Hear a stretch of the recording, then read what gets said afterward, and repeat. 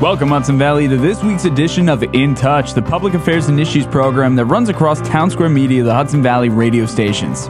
This week's guest is Rebekkah Smith Aldrich from the Mid-Hudson Library System, the first public library system to be certified through the Sustainable Library Certification Program. MHLS aims to foster tighter communities, build community resilience, and bring together diverse groups of people that wouldn't normally speak. We invite you to join us and listen to a previously recorded conversation between Rebekkah and myself here on In Touch. We here at In Touch are all about, well, being in touch with what's going on in the Hudson Valley. What better way to stay in touch with what's going on than by downloading the Townsquare Media mobile app for this radio station? Not only can you listen to this station live at any time using the app, but you can also listen to In Touch on demand. Besides In Touch, you can read daily articles about news, events, entertainment, and more that's going on in your community. And when the weather gets bad, you can use the app to check on weather reports and see which schools and organizations may be closed. Your Townsquare Media app is also the best place for concert and event tickets. We're constantly giving away tickets to the hottest shows in the area. Again, you'll have access to all of that if you download the Townsquare Media mobile app for this radio station. In Touch is nothing without the support of the hundreds of listeners that we get on a weekly basis. Thank you for listening and taking part in the conversation. If you listen to In Touch through a podcast service such as Spotify or Apple Podcast, please consider leaving a positive review. With more 5-star reviews on these platforms, the algorithms will work harder to promote our show and bring In Touch to new people. That and also sharing In Touch with your friends and family is so important. Just sharing our links and listening live each Sunday goes such a long way. Thank you for all you do to stay in touch with what's going on in the Hudson Valley. Hello, Hudson Valley. You're listening to another episode of In Touch, Townsquare Media, the Hudson Valley's public affairs and issues program, and we got a great episode for you guys today. I know I say that every time, but it's because we have so many great opportunities here in the Hudson Valley, and we get to speak with so many incredible people, and this episode is absolutely no exception. With us today, we have Rebekkah Smith Aldrich, Executive Director with the Mid-Hudson Library System. Rebekkah, how are you today? Doing great, Connor. Thanks so much for having me. I am really happy to have you here today, and I'm excited to get into everything. And one thing that we got talking about before we got on the mic was differentiating the difference between what is exactly a library system versus a local library. You know, there are some people out there that may not quite understand that difference. So yeah, could you please give us an overview of what the Mid-Hudson Library System is, please? Yeah, absolutely. So we're actually a really unique organization that was formed by New York State back in 1959. And the idea is that we're all stronger by working together. So 66 libraries across the Hudson Valley and 5 counties got together and said, what if we work together collaboratively? So this organization becomes a platform for resource sharing, for sharing information about how to run a library really well, for seeking out grant opportunities together that benefit a wide variety of services. So we really work hard to stretch local taxpayer dollars and really try to work smarter and harder, but in a way that really makes sure that frontline library service in every community across the Hudson Valley is stronger, is modern, is able to respond to the needs of the people in each town. That's really terrific. So when bringing everybody together, what exactly does that mean with the cohesiveness? Is there a way that people can go from one library to another where, like, let's say they need something at one place, but then they end up in another town? Can they go visit that library? How does that work? Is somebody being a member, what does that provide them? Yeah, it's actually pretty cool. It means that anyone in the Hudson Valley can go to any single library building. Your library card works at all 70 locations. Wow. You can borrow stuff from any library. You can request stuff online from one library, have it delivered to another. So we facilitate that software, the catalog, the delivery system that helps to get things from one place to another. So like just the delivery system alone, it saves about $4.5 million a year. Wow. Versus mailing things to everybody across the Hudson Valley. So we're finding ways to make sure people have more access, equitable access, and making things really convenient for the way people live today. That really is amazing. I love that concept of being able to work everything out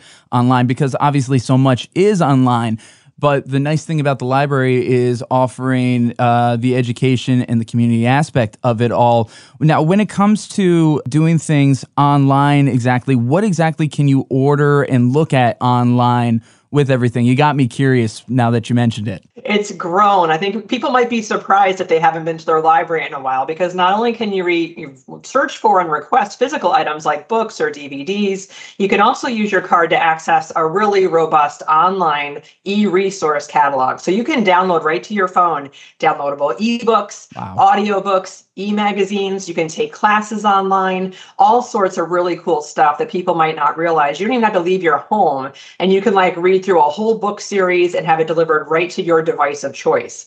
So we've really modernized how people tap into library services. And it was, really greatly accelerated by COVID, but it's kind of that silver lining of COVID that we understood what people were looking for and how to get it to them in an easier way that, again, meets their lifestyle. That's really incredible, especially from an audiobook or ebook standpoint. That's really rivaling something like Audible or some of these other things that, you have to pay these subscriptions for. But this is something that you can just get with your library card, you're saying, right? That's right. You don't need to pay for your library card. They are free. Once you log in, you can place what we call holds on things. You can request things if they're not immediately available. You can be on a waiting list, or you can get things right away if you're lucky enough to find the thing you want.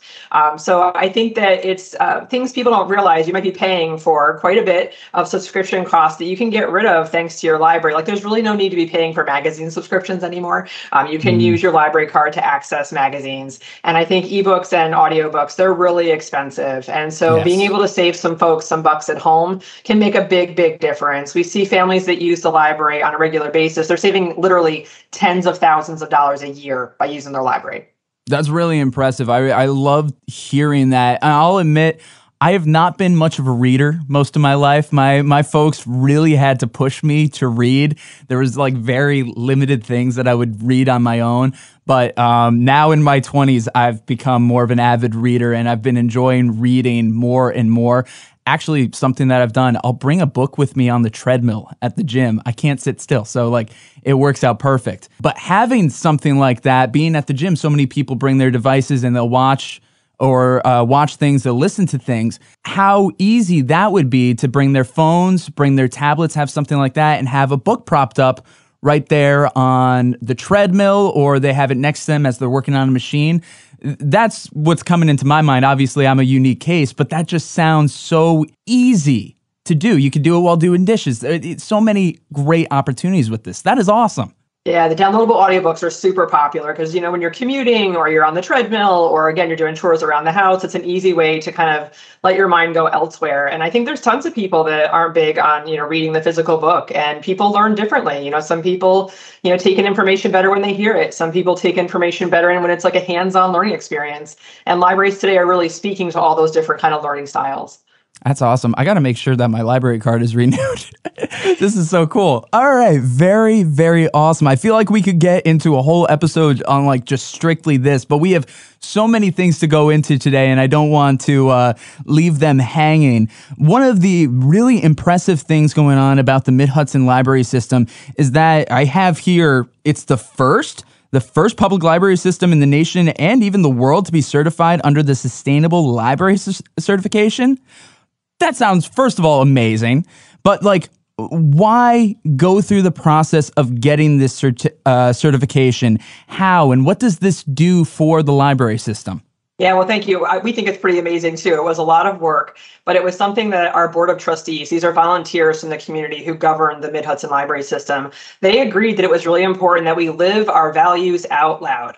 So we want to make sure we're respecting taxpayer dollars, that we're respecting the environment and making sure we use resources in a responsible way, and that we treat people who work in our library system and who benefit from our library system with dignity and respect. So the certification program walks through 12 categories libraries of actions, over 140 actions we took, from policy writing to changing how we run our building, to how we procure office supplies, to how we think about the services we design for our public libraries, all with an eye towards thinking about what is it going to take to thrive in the future in the face of some of the disruptions that our world is confronted with, whether it be climate change or folks not always getting along or listening to each other. So we really wanted to kind of put our money where our mouth was and take some actions that would demonstrate that we really are serious about the work we do in the library system and that we really care about the people we serve. And so the certification is kind of like that third-party stamp of approval that took a look at all the work we did and said, yeah, this is going in the right direction. You're making a difference in people's lives, as well as reducing our carbon footprint, as well as finding ways to save money, as well as thinking about the future of what the Hudson Valley is going to look like as we think about more frequent storms coming, more flooding being possible, and how we help contribute to community resilience overall through both the library system and public library services in the Hudson Valley. Wow. That really, you're really looking at it from not even just like a three-dimensional look, but like a kind of like a four-dimensional look, everything that's kind of falling into place to make sure that this is sustainable and around, and it's really meeting the times and the people where they are. As you said, things with COVID really was a kick in the pants to try to get a number of things going. So can we talk about that a little bit, how COVID ended up impacting the way that the Mid-Hudson Library System is working and how that also pertains to the Sustainable Library Certification? Oh, that's a really good question, Connor, because I think there's a lot of layers to that. And people, I think, were probably surprised at the role libraries ended up playing during COVID. Yeah. You know, I think everyone was just completely in shock, right, in March 2020 when we got the shutdown order. Like, people were reeling, like, what? Are you kidding me? And so as we started to think about how do you be a community when a public health crisis like that strikes. And the very first thing I saw, and I'm sorry if I get a little bit clumped here, you know, we were watching 66 communities across our system. And the very first picture that told me we were all going to be okay was a knitting circle on the front yard of the Claverack Library up in Columbia County. And what I was hearing over and over and over again was people just wanted to be together and they needed to find safe ways to do that. And when you start to realize that libraries are not just a collection of stuff in a building, they're institutions that are located in neighborhoods that are catalysts for combating social isolation, for helping people find what they're really interested in and learning together as communities. And so I think COVID helped us recenter our thinking about why libraries are so important, that it's not just about getting the book in your hand, but it's about really being part of something larger than yourself. So participating in the certification program really helped us bring all of that together because the American Library Association, they adopted sustainability as a core value. And they define it as the balance of environmental stewardship, social equity, and economic feasibility, both for libraries and communities. And it really spoke to what we saw during COVID, right? We really saw people stressed out. We saw them economically damaged during COVID. We saw people just really concerned about the future and what is it going to look like moving forward. And so the libraries created some stability for folks, as well as finding new ways to help people connect, not only with information, but each other, which was really what was so important and heartwarming during COVID. And so, you know, we polled our libraries, we did a survey of our libraries all throughout COVID. And the most recent survey showed that the motivations of folks who come into our libraries has shifted away from primarily information-seeking behavior to people that are really looking for connections with others. Yeah. They're coming in to hang out with their friends. They're going to mahjong. They're coming in for chair yoga. You know, they want their kids to be with other folks that are thinking about how the world is going to be better in the future. And they're hanging out with the library staff, like, and learning stuff. So it's just become a more people-centric institution. So we kind of moved the stuff of the books and the magazines. It's still there, but it's around the edges, right? And the people are at the center of everything. That is amazing, and I really appreciate you going in depth on that. Again, you're listening to In Touch, Townsquare Media, the Hudson Valley's Public Affairs and Issues program. We are speaking with Rebekkah Smith Aldrich, Executive Director with the Mid-Hudson Library System. We've been talking about what the system is altogether. It spans over 5 counties, Rebekkah said, with all these different libraries coming together in this cohesive unit. So many great opportunities. It pretty much rivals something like Audible or things along those lines of the things that you can get and listen to and read, but also at the same time, the sustainable library certification that it has, and how that kind of plays into the community aspect, especially in a post-COVID world. So many things that could easily be dedicated for an entire episode on, but we have so many things that we want to be able to discuss today, and I really appreciate all this information and time. The next thing that I want to get into, the Mid-Hudson Library System has so many libraries in it already, so it's kind of hard to necessarily compare, but what other stuff are Hudson Valley libraries doing that's similar to this, and what are things that is different that this library system is doing compared to what's going on in the greater community? Are you asking about how they compare to other libraries in other parts of the state, or? Yeah. Okay. So libraries in the Mid-Hudson Library System are actually known throughout the land as the most cooperative library system in the state, at least. We're the only system in the state where everyone works well together. I shouldn't say the only system in the state, but our libraries loan everything to everyone, right? So like I said before, with patrons walking through the door of any library, they can borrow stuff off the shelf and attend programs, which is pretty cool. But it's only because all these libraries contribute together. They all think of themselves as being good neighbors and understanding that if we collaborate and cooperate, we can go much further. So what's really neat is like seeing each library kind of innovate and find new things that their community is wanting or needing. And then the other libraries can learn from that. So as we saw kind of the advent of what we call the library of things, this became something like as an outlier now is super common in our libraries, where people are lending stuff, not just books and kind of traditional media, but also things like pressure washers and raffle baskets and things community members need. Maybe you need them once a year and you don't want to store it at your house. Well, the library is starting to build these collections. So a great example is down at the Julia L. Butterfield Library in Cold Spring. They have all this camping equipment, like stuff that takes up all this space, right? So they devote some of their space to keep coolers and things, water purification systems and things you might need for a backpacking trip. And you borrow it from the library. You don't have to own everything at home. So I think the libraries are getting super creative of expanding the idea of what a library collection can be. And then the programming that we're seeing in our libraries is just like phenomenal, like top-notch stuff. So, during COVID, we saw this big move to outdoor programming where libraries were hosting nature walks and story walks and all sorts of cool stuff going on outdoors. But we also saw all these new connections with other Hudson Valley partners that, people have. We have big issues that are facing people in the Hudson Valley, and no one agency is going to be able to do it by themselves. No. So seeing these new alliances that the libraries have formed with all sorts of groups, from the Adirondack Mountain Club to local medical offices it's just endless the number of partnerships our libraries are manifesting. And I think that is really a hallmark of Hudson Valley libraries, is how collaborative they are with each other and with other partners outside of the library community in the Hudson Valley. That's amazing. I can see that firsthand. Actually, in this spring, I've been seeing a lot of awesome things. Well, first of all, I just went to a blood drive at a local library, so you see stuff like that. While I'm there, I'm looking at all the things that are being offered, from book readings, authors coming in, even music. It's so fun. There's so many awesome things that are going on, and I love the collaboration that's happening with this whole system. This is really, really neat. Another thing that's going on with the Mid-Hudson Library System is the Library of Local program. And I'm curious, what exactly is that, and what is it doing to help the local communities? I'm so excited about this project, Connor, because I think it really exemplifies the power of libraries and how they can be a catalyst in our community for really good work. So the Library of Local was born out of some conversations that I had with some of the leaders of another Hudson Valley group called the Partners for Climate Action Hudson Valley.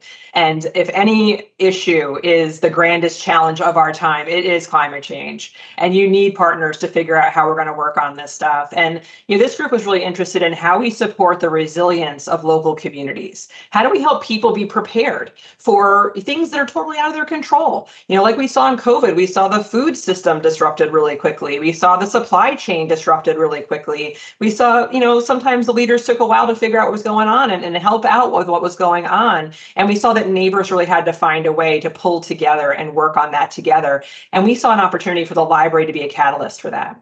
So the Library of Local program has specialized collections in 15 libraries across the Hudson Valley. In year one, we focused on food security, so how to grow your own food, how to preserve your own food. We have tool lending libraries, we have seed lending libraries, so you can literally grow your own food from seed to harvest with the resources at the Library of Local locations. And then in year two, we focused on climate action, helping people think about renewable energy, how to maybe use natural resources more wisely, energy conservation in our homes, to really reduce our greenhouse gas emissions, and asking each individual to really think of what they can do from their sphere of influence using the resources at the library.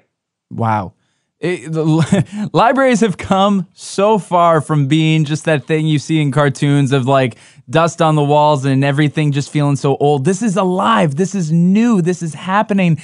And being so connected with nature in the community is such an amazing, amazing thing. And this is something that, you know, is across all of the libraries in the system at this point. And how long has this been in effect?